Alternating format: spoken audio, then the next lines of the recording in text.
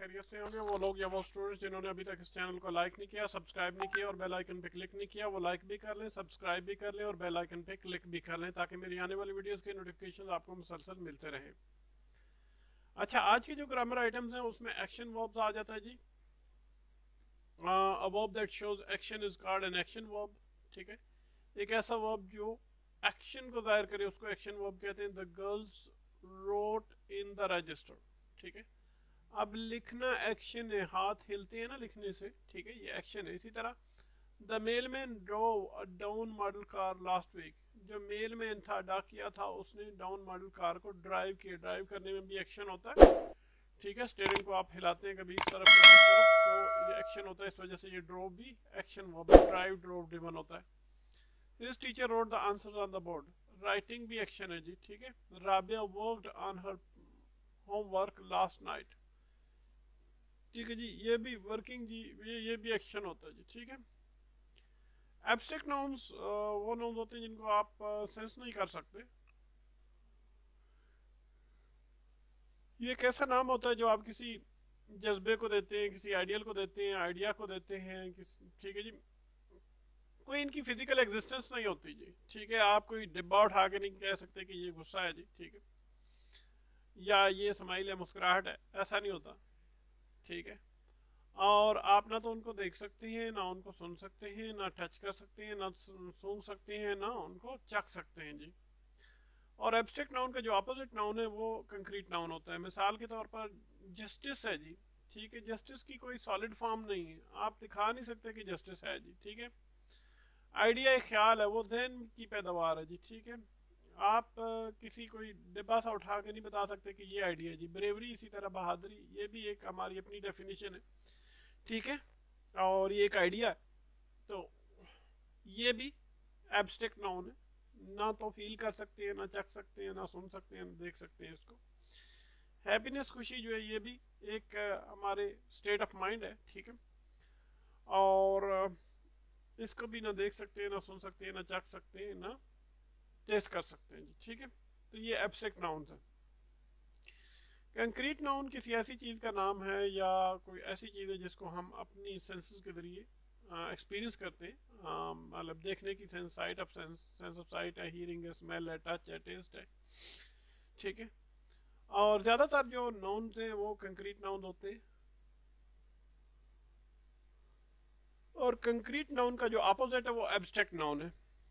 मिसाल के तौर पर cats, dogs, tables, chairs, buses and teachers, all ये सारे के सारे कंक्रीट नाउन है, ये सॉलिड फॉर्म में होते हैं। ठीक है जी, इंटरजेक्शन में आ जाए। इंटरजेक्शन एक ऐसा वर्ड है जो सडन फीलिंग्स या इमोशंस को के बारे में बताता है। 5 किस्म के इंटरजेक्शंस हैं जी, जो ग्रीटिंग को, अलैक सलैक को जाहिर करते हैं। वो मतलब वो उसमें हेलो आ जाता है। खुशी को दायर करने, जय को दायर करने वाले हुर्रे आ जाता है उसमें। ठीक है, interjections to express approval, approval को दायर करने वाले वो जो है वो जैसे किसी चीज़ को कबूल करते हैं तो ब्रावो आ जाता है।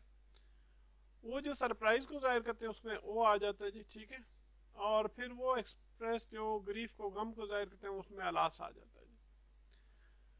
और इन इंटरजेक्शंस के इस्तेमाल की कुछ एग्जांपल्स इधर हैं जी। माय नेम इज़, मैं असलम कह देता हूँ जी, ए बस हम अपने नाम यूज़ करेंगे, असलम। ठीक है, hello my name is Aslam, hello के बाद साइन ऑफ एक्सक्लेमेशन आ जाएगा, हुर्रे साइन ऑफ एक्सक्लेमेशन, इनके बाद साइन ऑफ एक्सक्लेमेशन ही आता है जितने भी इंटरेक्शन है। आगे ये we won the match, that was a great goal, I didn't expect to see you. ठीक है, I fail in the examination. अब हेल्पिंग वर्ब्स आ जाते हैं आगे जी।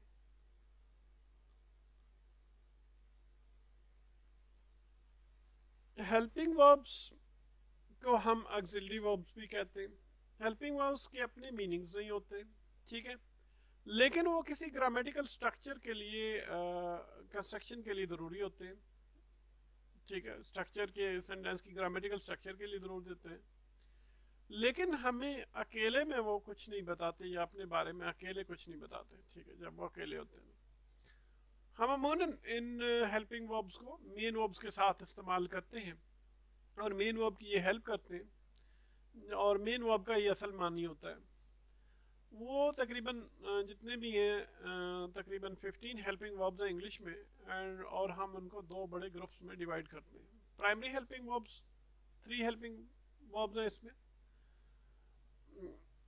बी के, डू के और हैव के हेल्पिंग वर्ब्स हैं जी, ठीक है। बी, डू और हैव इन ये हेल्पिंग वर्ब्स हैं और हम इन 3 हेल्पिंग वर्ब्स को बतौर हेल्पिंग वर्ब्स इस्तेमाल करते हैं और मेन वर्ब के तौर पर भी इस्तेमाल कर सकते हैं। और इस पेज पर हम जो है वो बात कर सकते हैं उनके बारे में बतौर हेल्पिंग वर्ब्स के और हम इनको मुदर्रज ज़ैल केसेस में इस्तेमाल करते हैं। बी है जी to make continuous tenses. Continuous tenses को इस्तेमाल करने के लिए बी का इस्तेमाल किया जाता है जी।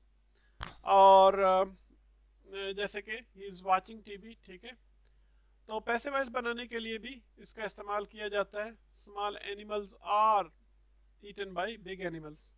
अच्छा, बी की फॉर्म है is am are, present form है। वाज वर जो है वो उसकी पास्ट फॉर्म है और हैव बीन हैव बीन जो है वो बिन जो है उसकी थर्ड फॉर्म है, ठीक है। पास्ट पार्ट आप ये कह सकते हैं थर्ड फॉर्म। हैव जो है टू मेक परफेक्ट टेंसेस। जितने भी परफेक्ट टेंसेस है उसमें हैव यूज होता है जी। I have finished my homework, ठीक है जी, और हैज़ हैव और उसके बाद साथ थर्ड फॉर्म यूज होती है। डू जो है ये नेगेटिव बनाने के लिए भी इस्तेमाल होता है, I do not like you, ठीक है, और क्वेश्चन पूछने के लिए भी इस्तेमाल होता है, do you want some coffee, ठीक है, और ताकीद करने के लिए भी जाहिर होता है, शो होता है या जोर देने के लिए भी इस्तेमाल होता है। I do want you to pass your exam. I do want you to pass your exam का मतलब ये है कि मैं ज़रूर चाहता हूँ कि आप अपना इम्तिहान पास करें। To stand for a main verb in some constructions. कुछ कंस्ट्रक्शन में मेन वर्ब के तौर पर भी ये काम करते हैं। He speak faster than she does. अब यहाँ स्पीक्स की जगह हमने डज लगा दिया। हम ऐसे नहीं कहते कि he speaks faster than she speaks, ठीक है, तो ये लगा देते हैं डज। डज का मतलब भी स्पीक्स में ही आ जाएगा, ठीक है जी। ये मेन वर्ब के तौर पर भी ये काम करते हैं। मॉडल हेल्पिंग वर्ब्स में 10 वर्ब्स आ जाते हैं जी, ठीक है। मेन वर्ब की मीनिंग को मॉडिफाई करने के लिए किसी हवाले से जो है वो किसी तरीके से हम मॉडल हेल्पिंग वर्ब्स को इस्तेमाल करते हैं या उसके मीनिंग में तब्दीली लाने के लिए। मॉडल हेल्पिंग वर्ब्स जो है वो नेसेसिटी या पॉसिबिलिटी को दायर करते हैं या चेंजेस मेन वर्ब को चेंज करते हैं उस सेंस में। और तकरीबन these are the modal verbs. ये मॉडल वर्ब्स हैं जी। कैन प्रेजेंट फॉर्म है, कुड इसकी पास्ट फॉर्म है, मे प्रेजेंट फॉर्म है, माइट पास्ट फॉर्म है, विल प्रेजेंट फॉर्म है, वुड पास्ट फॉर्म है, शेल प्रेजेंट फॉर्म है, वो शेल इसकी फ्यूचर फॉर्म है और शुड जो है उसकी पास्ट फॉर्म है। मस्ट ये सेम ही रहता है, ऑट टू ये भी सेम ही रहता है जी, ठीक है। और कुछ एग्जांपल्स हैं मॉडल वर्ब्स की इस्तेमाल करने की। आई कांट स्पीक चाइनीज, ठीक है, ये देख लें। जहान असलम में अराइव लेट, ये हम अपने कल्चर के मुताबिक नेम रखेंगे। जहाँ मुझे नज़र आ गया वहाँ मैंने चेंज कर देना। Aslam may arrive late. Would you like a cup of coffee, ठीक है। You should see a doctor, I really must go now, ठीक है जी। अब मेन वर्ब्स आ जाते हैं आगे या सेमी मॉडल वर्ब्स, ठीक है। सेमी मॉडल वर्ब्स में आते हैं जी।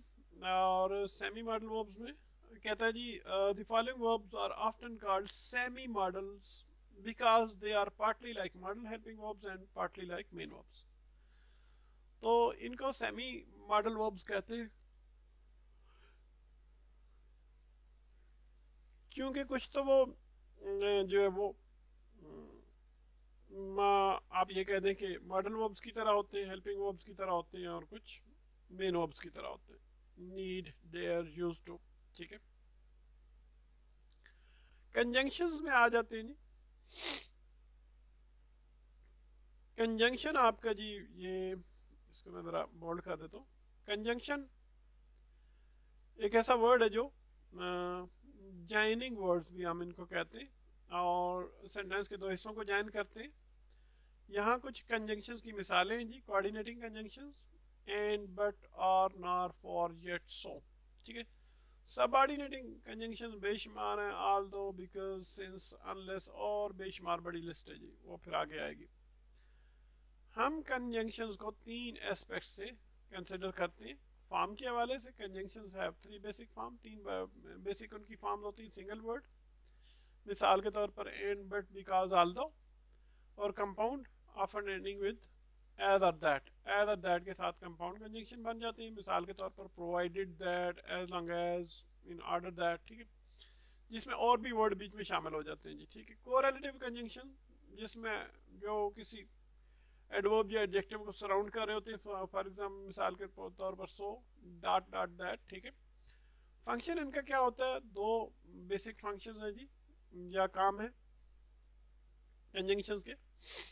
कोऑर्डिनेटिंग कंजंक्शंस दो सेंटेंस के हिस्सों को जोड़ने के लिए काम आते हैं, ठीक है।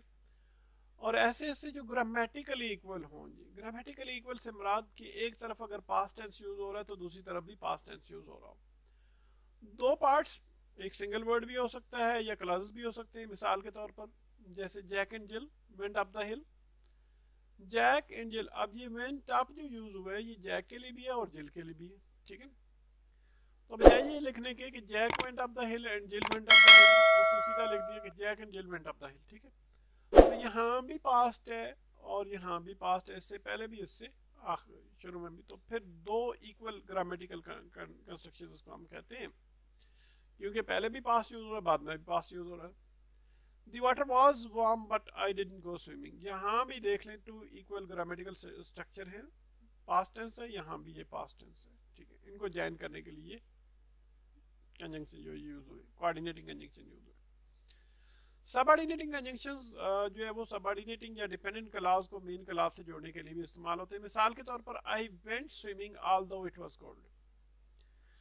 I went swimming, swimming main clause है और ऑल्दो इट वाज कोल्ड जो है वो सबऑर्डिनेट क्लॉज है, और ये वाला सबऑर्डिनेटिंग कंजंक्शन है जी, ठीक है। ये मैं इसको जरा किसी को कोई और कलर दे देता हूँ, ठीक है, ताकि आपके लिए इजी हो जाए समझना, ठीक है। बल्कि और ये वाला कलर दे देते हैं ताकि आसान हो जाए समझना, ठीक है। ये सारे का सारा क्लास है, ठीक है, सबऑर्डिनेटिंग क्लास, क्योंकि सब जब इसके साथ जुड़ जाएगा तो फिर ये सबऑर्डिनेटिंग क्लास हो जाएगा। अच्छा जी, इसको मेन क्लास क्यों कहते हैं, इसको सबऑर्डिनेटिंग क्लास क्यों कहते हैं? वजह ये कि मैं अगर कहूँ कि आई वेंट स्विमिंग के लिए गया, ठीक है, बात पूरी होगी। लेकिन अगर मैं ये कह दूं कि ऑल्दो इट वाज कोल्ड, अगरचे के ठंडक थी, तो मैं अगर ये कह दूं सेंटेंस में अगरचे के ठंडक थी, तो आप कहेंगे भाई फिर क्या हुआ, ठीक है, सवाल पैदा हो तो सो व्हाट, आप कहेंगे सो व्हाट। तो जहां क्वेश्चन पैदा हो जाए इसका मतलब ये है कि आगे सबऑर्डिनेटिंग कंजंक्शन है, ठीक है। तो मीनिंग पूरे करने के लिए इस पे डिपेंड कर रहा है, इसको डिपेंडेंट क्लॉज वजह से कहते हैं कि सबऑर्डिनेटिंग कंजंक्शन लगा हुआ है यार। पोजीशन कोऑर्डिनेटिंग कंजंक्शंस हमेशा जो है वो वर्ड्स या क्लॉज के दरमियान आते हैं, जिनको वो जोड़ते हैं। सबऑर्डिनेटिंग कंजंक्शंस अमूमन सबऑर्डिनेटिंग क्लॉज के शुरू में आते हैं जी।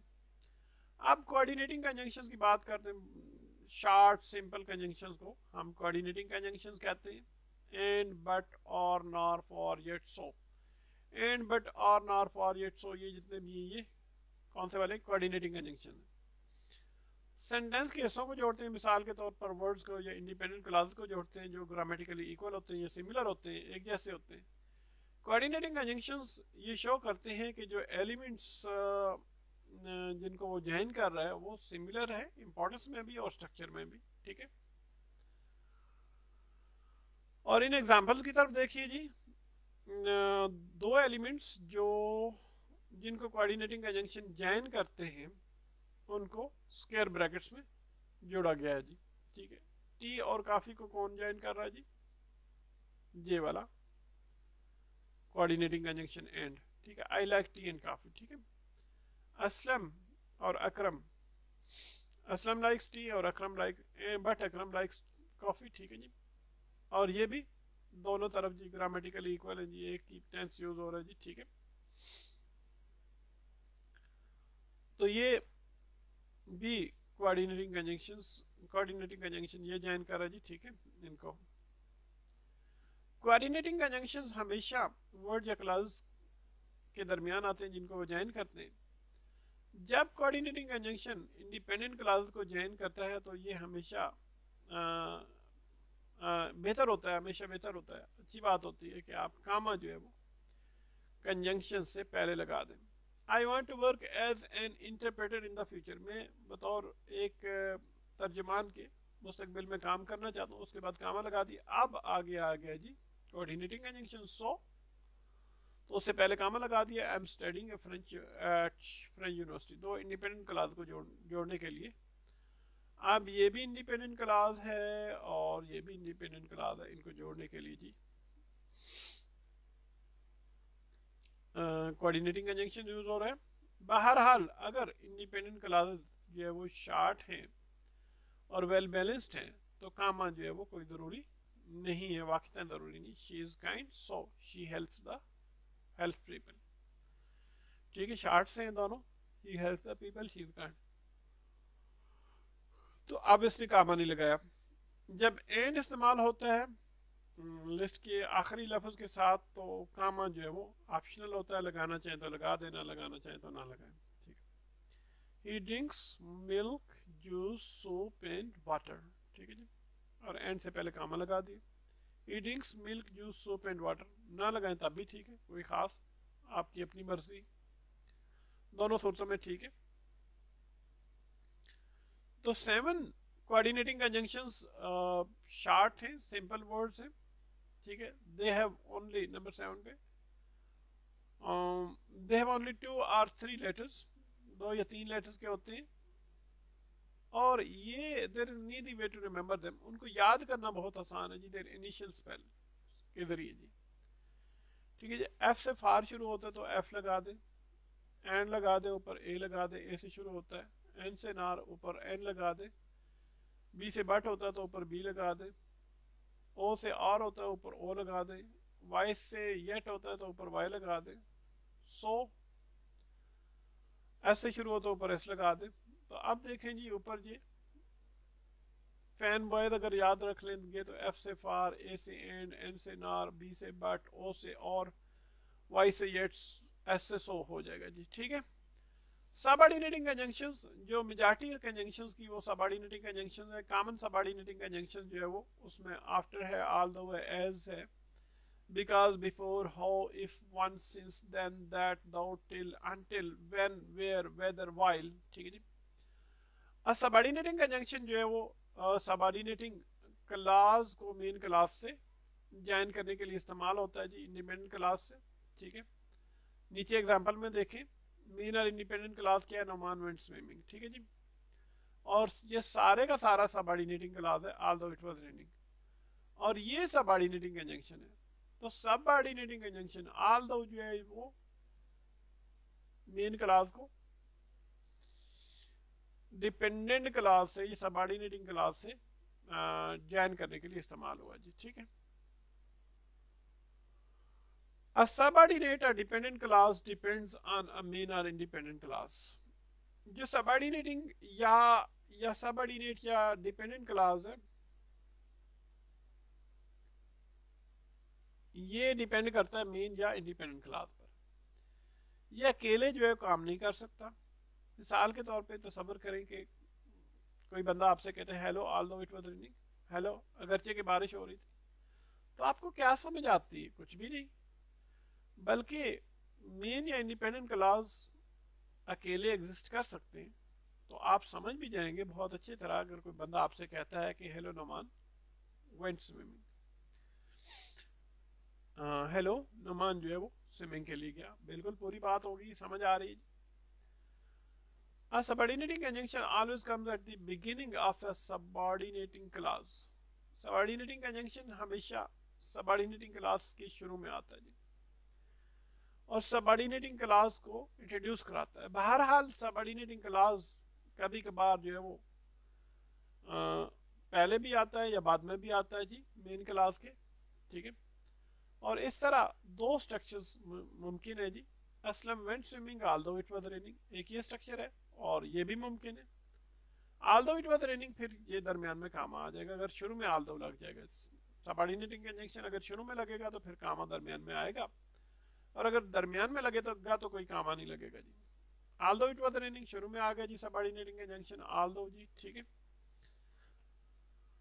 तो दरमियान में कामा आ गया। असलम वेंट स्विमिंग, ठीक है जी। अब आ जाते हैं जी कोरिलेटिव कंजंक्शंस की तरफ। A paired conjunction such as not only but also that links balance words, balance words को जो लिंक करते हैं phrases and clauses को। The elements connected by correlative conjunctions are usually parallel, that is similar in length and grammatical form।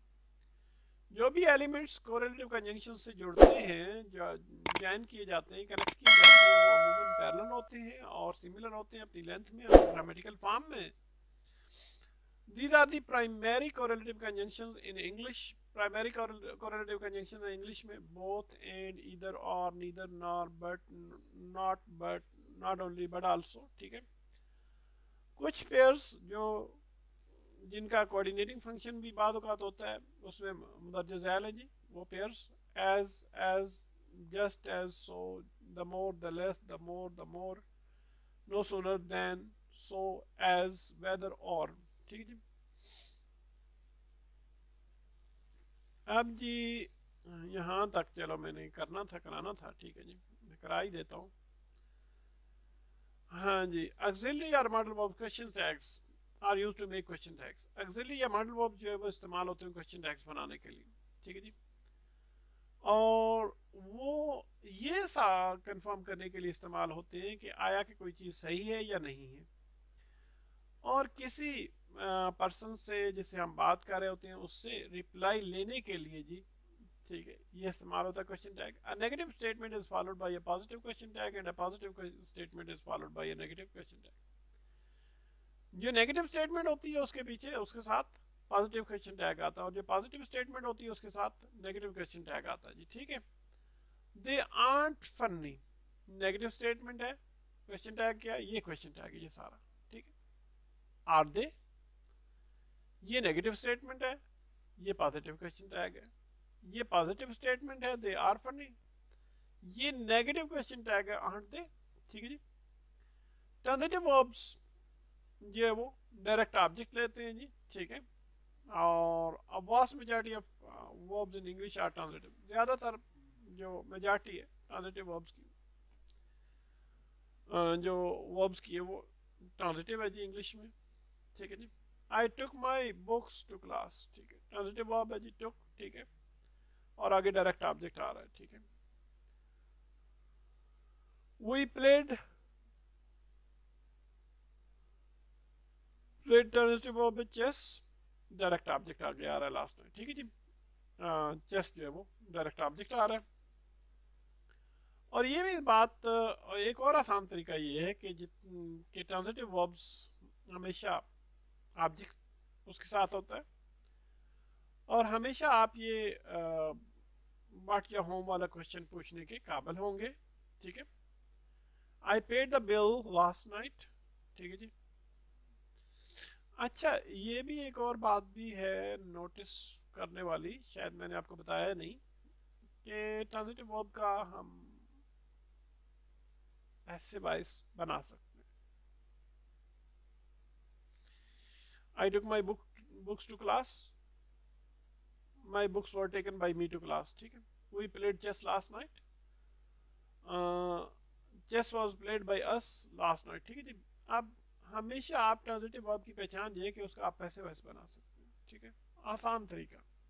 I paid the bill last night, आप ये इसका पैसे वैसे नहीं आप बना सकते हैं। I paid the bill was paid by me last night, अच्छा ये भी ट्रांजिटिव वर्ब है जी, ठीक है जी। We did not, what did I pay last night, bill, ठीक है जी। She studies Russian, what does she study, Russian जी, ट्रांजिटिव वर्ब है, ये डायरेक्ट ऑब्जेक्ट है, ठीक है। लेकिन इंट्रांजिटिव वर्ब जो है इसका जो है वो आप ये कहते हैं कि पैसे वैसे नहीं बना सकते। इंट्रांजिटिव वर्ब्स उनका कोई डायरेक्ट ऑब्जेक्ट नहीं होता। पीटर सिचुएशन इम्प्रूव्ड, मैं यूं कह दूंगा असलम सिचुएशन इम्प्रूव्ड, ठीक है जी। दे स्लेप्ट पीसफुली, ठीक है। इनका बेशक पैसे वैसे बना के देखने नहीं बनता इनका। और ये भी नोट कर लें कि हम इंट्रांजिटिव वर्ब्स का पैसिव वॉइस नहीं बना सकते, ये चीज नोट करने वाली है जी, ठीक है, आपके लिए, ठीक है। सेंटेंसेस की टाइप्स देखते हैं जी। कॉम्प्लेक्स सेंटेंस कौन सा होता है? One principal clause and one or more dependent clauses make a complex sentence. एक प्रिंसिपल क्लॉज या एक या एक से ज्यादा डिपेंडेंट क्लॉजेस मिलकर जो है कॉम्प्लेक्स सेंटेंस बनाते हैं। I respect a person, independent clause है। Who is honest, dependent clause है, ठीक है जी। एक इंडिपेंडेंट क्लॉज, एक dependent clause. He prefers foods, ठीक है, इंडिपेंडेंट क्लॉज है, ठीक है जी। Which are cooked well, which are cooked well जो है ये डिपेंडेंट क्लॉज है जी, ठीक है। तो कॉम्प्लेक्स सेंटेंस की पहचान क्या है? एक प्रिंसिपल क्लॉज होता है और एक या एक से ज्यादा डिपेंडेंट क्लॉजेस होते हैं जी, ठीक है। मैं इसको जरा बोल्ड कर देता हूँ, ठीक है। कंपाउंड सेंटेंस की डेफिनेशन क्या है जी? Combination of one or more principal clauses make a compound sentence. एक या एक से ज्यादा प्रिंसिपल क्लॉजेस मिलकर जो है कंपाउंड सेंटेंस बनाते हैं। He makes mistakes but he mends himself, ये भी इंडिपेंडेंट क्लास, ये भी ही इंडिपेंडेंट क्लास। दो इंडिपेंडेंट क्लास मिलकर या दो से ज्यादा इंडिपेंडेंट क्लासेस मिलकर जो है वो कॉम्प्लेक्स सेंटेंस, कंपाउंड सेंटेंस बनाते हैं। They work so that, so they enjoy, they enjoy होगा जी, दे एंजॉय रिस्पेक्ट, ठीक है जी। दे वर्क एक इंडिपेंडेंट क्लास है, दे एंजॉय रिस्पेक्ट दूसरा इंडिपेंडेंट क्लास है जी, ठीक है। Simple sentence conveys a single thought and consist of only one class. Simple sentence सिर्फ एक थॉट कन्वे करता है और सिर्फ एक क्लास पर मुश्तमिल होता है। They live in Karachi, we go to school, ठीक है जी। और सिंगल थॉट दे रहे हैं। अच्छा, कंपाउंड कॉम्प्लेक्स सेंटेंस की तरफ आ जाते हैं। Combination of two independent clauses and one or more dependent clause makes a compound complex sentence. दो इंडिपेंडेंट क्लासेस और एक या एक से ज्यादा डिपेंडेंट क्लासेस मिलकर जो है वो आप ये कह दे, ये मिलकर जो है एक कंपाउंड कॉम्प्लेक्स सेंटेंस बनाते हैं। इफ आई अर्न मनी एक डिपेंडेंट क्लास है जी। If I earn money from my job dependent clause है जी, इफ लगा हुआ है, ठीक है। अगर मैं अपनी जॉब से पैसा कमाता हूँ, ठीक है, मीनिंग पूरे नहीं होते। I will buy a new purse independent clause है। But I don't get my allowance today, ये भी इंडिपेंडेंट क्लास है। एक डिपेंडेंट क्लास, दो इंडिपेंडेंट क्लास, बन गया कंपाउंड कॉम्प्लेक्स सेंटेंस, ठीक है जी। Although I enjoy shopping, dependent clause है। I haven't been to the mall in 2 weeks, independent clause है जी। And I am broke, ये भी independent clause, ये dependent clause है जी, ठीक है। और बाकी ये दोनों independent clauses हैं। अच्छा, adverb क्या होता है जी? adverb को देखते हैं। A word that adds to the meaning of a verb, ये verb नहीं है, वो word है जी। वर्ड एक ऐसा लफ्ज जो वर्ब के मानों में इजाफा कर दे उसको हम एडवर्ब कहते हैं, या एडजेक्टिव के मानों में इजाफा करते हैं, या एक और एडवर्ब के मानों में इजाफा कर दे उसको हम एडवर्ब कहते हैं, जो ऐड करता है मीनिंग वर्ब के मानों में, एडजेक्टिव के मानों में, एक और एडवर्ब के मानों में। ही सिंग्स ब्यूटीफुली, ठीक है, किस अंदाज से। अच्छा, मैनर की बात करता है एडवर्ब, ठीक है। तो सिंग कैसे गाता है जी? ब्यूटीफुली, खूबसूरती से जी, ठीक है। वर्ब के मानों में इजाफा करके ब्यूटीफुली, ये एडवर्ब है जी, ब्यूटीफुली, ठीक है। He reads very helpful books, adverb very है, हेल्पफुल बुक्स का हेल्पफुल होना उनकी क्वालिटी है जी, तो हेल्पफुल एडजेक्टिव है जी। तो एडवर्ब जो है वो एडजेक्टिव के मानों में भी इजाफा करता है जी, ठीक है। He runs very fast, adverb adverb के मानों में भी इजाफा करता है। वेरी भी एडवर्ब है और फास्ट भी एडवर्ब है, दोनों के मानों में इजाफा हो रहा है जी। पार्टिसिपल की तरफ आ जाए। पार्टिसिपल वो फॉर्म है used as an adjective, adjective के तौर पे इस्तेमाल होती है।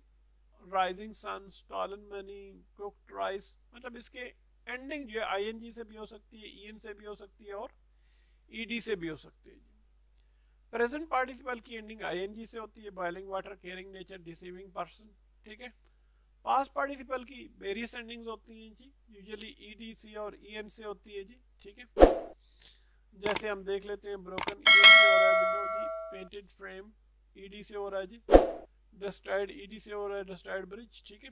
Past participle having plus past participle भी होता है, हैविंग टेकन, हैविंग ईटन खा चुकने के बाद, ठीक है, ले लेने के बाद, हैविंग प्लेड खेल चुकने के बाद, हैविंग लर्नड सीख लेने के बाद, द न्यूज मतलब न्यूज जान लेने के बाद, he try to sell his brother's second collection, ठीक है, तो भाई की सेकंड कलेक्शन को उसने बेचने की कोशिश की जी, ठीक है जी।